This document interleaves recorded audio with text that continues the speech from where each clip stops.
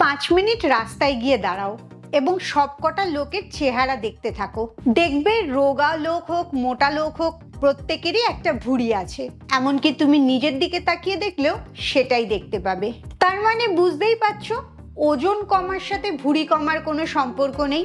ওজন কমার সাথে ভুঁড়ি কমার যদি সম্পর্ক থাকতো তাহলে একটাও রোগা লোকের ভুঁড়ি হতো না।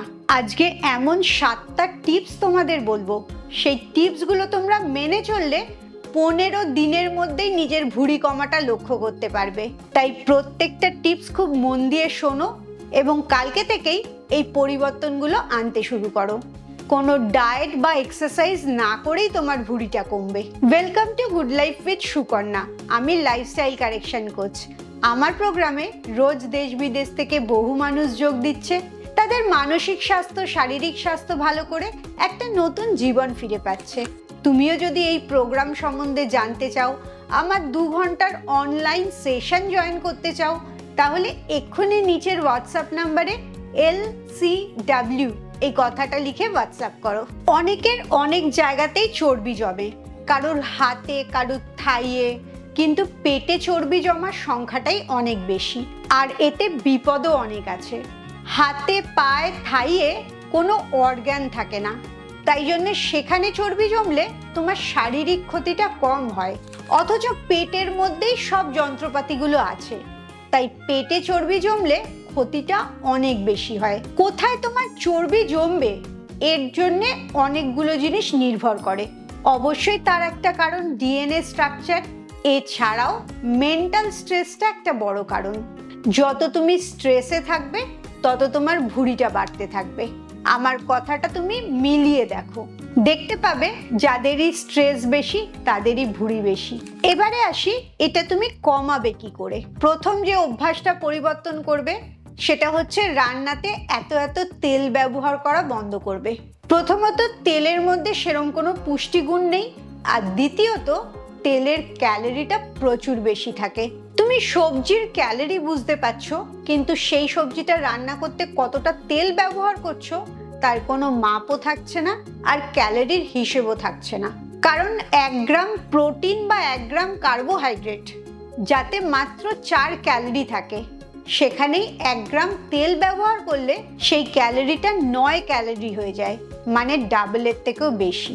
অনেকেই ভাবো ভাত খেয়ে মোটা হয়ে যাচ্ছ, ভাতেও কিন্তু 1 গ্রাম ভাতে 4 ক্যালোরি, সেখানে তুমি রান্নাতে এত তেল দিচ্ছ, ঘি ভালো বলে কফির সাথে ঘি মিশিয়ে খেয়ে নিচ্ছ, বা বাটার খাচ্ছ, পিনাট বাটার খাচ্ছ, এগুলো হেলদি ভেবেই খাচ্ছ, অথচ এগুলোতে 1 গ্রামে 9 ক্যালোরি থাকে। ক্যালোরি ইনটেকটা প্রচুর বেড়ে যাচ্ছে, আর ফ্যাট থেকে ক্যালোরি পাচ্ছ বলে শরীরটাকে অন্য কোথাও কনভার্ট করতেই হচ্ছে না, ডাইরেক্ট ফ্যাট হিসেবে জমে যাচ্ছে। প্রথম কাজ হচ্ছে রান্নায় তেল কম ব্যবহার করা।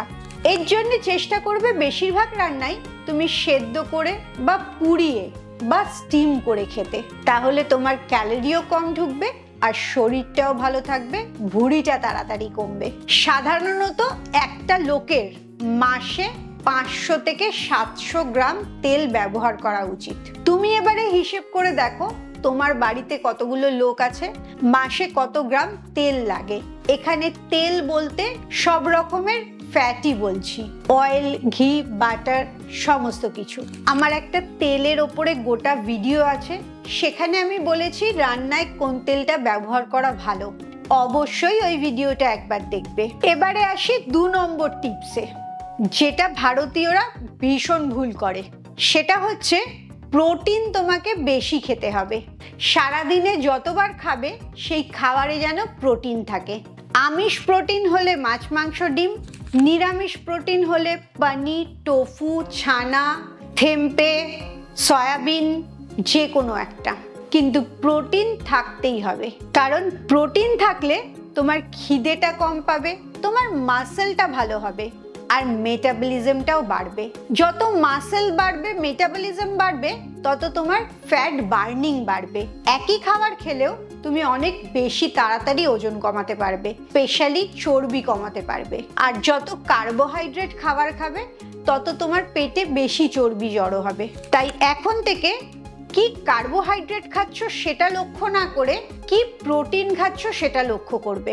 ভাতের জায়গায় ওটস খাচ্ছটা যতটা জরুরি, তার থেকে অনেক বেশি জরুরি খাবারের মধ্যে কি প্রোটিন খাচ্ছ।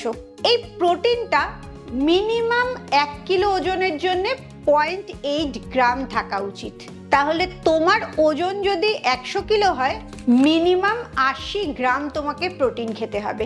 আর 80 গ্রাম প্রোটিন মানে 80 গ্রাম মাংস খেলে হবে না, কারণ 80 গ্রাম মাংসে 80 গ্রাম প্রোটিন থাকে না, অনেক কম প্রোটিন থাকে। তাই প্রোটিনটা হিসেব করে তোমায় খেতে হবে।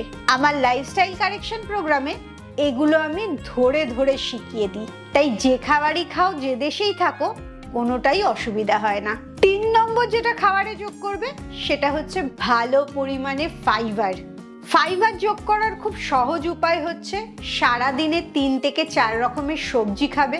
বিশেষত পাতা আছে এরকম সবজি অবশ্যই 1টা বা 2টো রাখবে। আর 1 বা 2 রকমের ফল খাবে, যে কোনো সিজনাল ফল। এই সবজি আর ফল থেকেই যথেষ্ট পরিমাণে তুমি ফাইবার পাবে। ফাইবার 2 ধরনের হয়, একটা সলিউবল ফাইবার আর একটা ইনসলিউবল ফাইবার। ফাইবারের কাজও তাই 2 ধরনের। একটা কাজ হচ্ছে তোমার খিদেটা কম পাওয়ানো, তোমার শরীরের ভেতরে চর্বিটা কম জমতে দেওয়া। আরেকটা কাজ হচ্ছে ঠিক আমরা যেরকম দাঁত মাজি, দাঁতটাকে পরিষ্কার করা হয় ব্রাশ দিয়ে, সেরকমই আমাদের হজম নালীটাকে পরিষ্কার করে এই ফাইবারটা, যেটা ইনসলিউবল ফাইবার, জলের মধ্যে মিশে যায় না। প্রত্যেকটা খাবারই সলিউবল ইনসলিউবল 2 ধরনেরই ফাইবার পাওয়া যায়। তাই এত ডিটেলসে না গিয়ে লক্ষ্য রাখবে 3-4 রকমের সবজি আর 1-2 রকমের ফল রোজ খেতে। তাহলেই তোমার ফাইবারের চাহিদাটা পূরণ হবে, খিদে কম পাবে, কনস্টিপেশন হবে না, হজমটা ভালো করে হবে, আর পেটে কোনো চর্বি জমবে না। 4 নম্বরে আসি এক্সারসাইজের কথায়। যারা এক্সারসাইজ করতে পারো না তারা চেষ্টা করবে দিনে 4 বার 5 বার 10 মিনিট 15 মিনিট করে হাঁটতে। আর যারা এক্সারসাইজ করতে ভালোবাসো তারা কার্ডিও এক্সারসাইজের সাথে ওয়েট ট্রেনিংটা অবশ্যই করবে। কার্ডিও এক্সারসাইজ মানে এক্ষুনি তুমি এক্সারসাইজ করছো, যতক্ষণ এক্সারসাইজ করছো ততক্ষণই ক্যালোরি বার্ন হচ্ছে, আর এক্সারসাইজ বন্ধ করে দিলে আর কোনো ক্যালোরি খরচ হচ্ছে না। কিন্তু ওয়েট ট্রেনিং এর সুবিধাটা হচ্ছে তুমি এক্সারসাইজ করার পরেও রাত্রে যখন ঘুমাচ্ছ, সারা রাত তোমার মাসেলগুলোর মেরামতির কাজ চলছে আর ফ্যাট বার্নিংটা চলছে, ক্যালোরি খরচ হচ্ছে। তাই ওয়েট ট্রেনিং সারা দিন ধরে তোমার ক্যালোরি বার্ন করে, আর কার্ডিও এক্সারসাইজ যতক্ষণ করছো ততক্ষণই ক্যালোরি বার্ন করে। এই জন্যে 2 ধরনের এক্সারসাইজ করাটা ভীষণ জরুরি। কার্ডিও এক্সারসাইজ বলতে হাঁটা, দৌড়ানো, স্কিপিং করা, সাঁতার কাটা, সাইক্লিং করা, এই সমস্তগুলো। আর ওয়েট ট্রেনিং মানে একটা কোনো ওজন নিয়ে এক্সারসাইজ করা বা নিজের শরীরের ওজনটা তুলে এক্সারসাইজ করা, বডি ওয়েট ট্রেনিং যেটাকে বলে। এই 2 ধরনের এক্সারসাইজটাই তোমার পেটে চর্বি কমাটা অনেক দ্রুত করে দেবে। 5 নম্বর টিপস, কার্বোহাইড্রেট খাবার কম খাবে, তবে সব রকম কার্বোহাইড্রেট না, সিম্পল কার্বোহাইড্রেট কম খাবে। সবজি ফল এগুলোতেও কার্বোহাইড্রেট থাকে, কিন্তু ফাইবারের পরিমাণ এখানে বেশি থাকে আর ক্যালোরিটা কম থাকে। সে জায়গাতে সিম্পল কার্বোহাইড্রেটে ফাইবারের পরিমাণটা কম থাকে, আর সুগার স্পাইকটা এর জন্য বেশি হয়। এর কারণেই পেটে অনেক বেশি চর্বি জড়ো হয়, এমনকি ফ্যাটি লিভারও হওয়ার সম্ভাবনা অনেক বেড়ে যায়। সিম্পল কার্বোহাইড্রেটের মধ্যে মেনলি সাদা সব রকমের খাবার, সাদা ভাত, সাদা পাউরুটি, পরোটা, এগুলো খাওয়া খারাপ না, এগুলোকে ব্যালেন্স করে খেতে হবে। এগুলোতে যেহেতু ক্যালোরি বেশি থাকে, ফাইবার কম থাকে, তাই এগুলো পরিমাণে কম নিতে হবে। আর এর সাথে ফাইবার আছে, প্রোটিন আছে, এরকম খাবার বেশি নিতে হবে, তাহলেই এই খাবারগুলো তুমি নিশ্চিন্তে খেতে পারবে। আর মেন যেটা লক্ষ্য রাখবে, দিনে 5 বার কার্বোহাইড্রেট খাবে না। বিস্কিট থেকে শুরু করলে রাত্রে রুটি দিয়ে শেষ করলে এই ভুলটা করবে না। যত কম কার্বোহাইড্রেট খাবার খাবে তত তোমার ক্যালোরিটা শরীরে কম ঢুকবে, সুগার স্পাইকটা রক্তে কম হবে, অ্যাজ এ রেজাল্ট ভুঁড়িটা একদমই হবে না। 6 নম্বর যে ভুলটা লক্ষ্য করবে সেটা হচ্ছে তোমার ঘুমটা কিরকম। ঘুমের কোনো বিকল্প নেই, তাই তুমি যদি অনেক রাত্রি করে ঘুমাও, অনেক ভোরবেলা ওঠো, তাহলে ভুঁড়িটা কিছুতেই কমবে না। যতই ডায়েট করো, যতই এক্সারসাইজ করো, ঘুম ঠিক না হলে হরমোন গন্ডগোল হয়ে যায়। এর জন্যে ব্লটিংও হয়, শরীরটা ফুলে যায়, ওজন বাড়ছে না কিন্তু তোমাকে মোটা দেখতে লাগছে। এই সমস্যাটা যদি তোমার হয় তাহলে লক্ষ্য করো তুমি কতক্ষণ ঘুমাচ্ছ এবং বিশেষ করে তোমার কোয়ালিটি অফ স্লিপটা কেরম হচ্ছে। যারা স্মার্ট ওয়াচ পরো তারা লক্ষ্য করবে ডিপ স্লিপ কতটা হচ্ছে। এই ঘুমটা ডাইরেক্টলি ভুঁড়ির সাথে সম্পর্ক। আর ঘুমের পরে যেটা বলবো সেটা হচ্ছে স্ট্রেসটা। তুমি যদি অ্যাংজাইটি করো, টেনশন করো, স্ট্রেস নাও, তাহলে তোমার পেটে প্রচুর চর্বি জড়ো হবে। সেই চর্বিগুলো তোমার বডিকে বলবে তুমি সিকিওর আছো, সিকিউরিটি দিচ্ছে। আসলে তুমি খুব স্ট্রেস করছো, টেনশন করছো, তার জন্য বডি আরো বেশি পেটে চর্বি জড়ো করছে। এটা পুরোটা একটা সাইকোলজিক্যাল সাইকেল। তাই স্ট্রেস কমানোর জন্য তুমি আমার online gratitude practice programme join করতে পারো, মেডিটেশন করতে পারো, আমার চাকরা ব্যালেন্সিং প্রোগ্রাম জয়েন করতে পারো, কিংবা তোমার যেটা ইচ্ছে, যেটা করলে তোমার স্ট্রেসটা কমছে মনে হবে তুমি সেটাই করবে। যে 7টা টিপস বললাম, 1 নম্বর তেল, 2 নম্বর প্রোটিন, 3 নম্বর ফাইবার, 4 নম্বর এক্সারসাইজ, 5 নম্বর কার্বোহাইড্রেট, 6 নম্বর স্লিপ আর 7 নম্বর স্ট্রেস।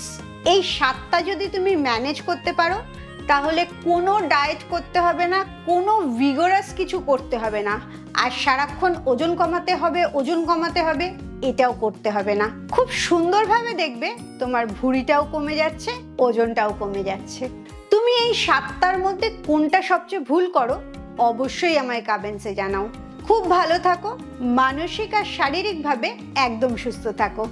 আবার পরের ভিডিওতে তোমাদের সাথে দেখা হচ্ছে।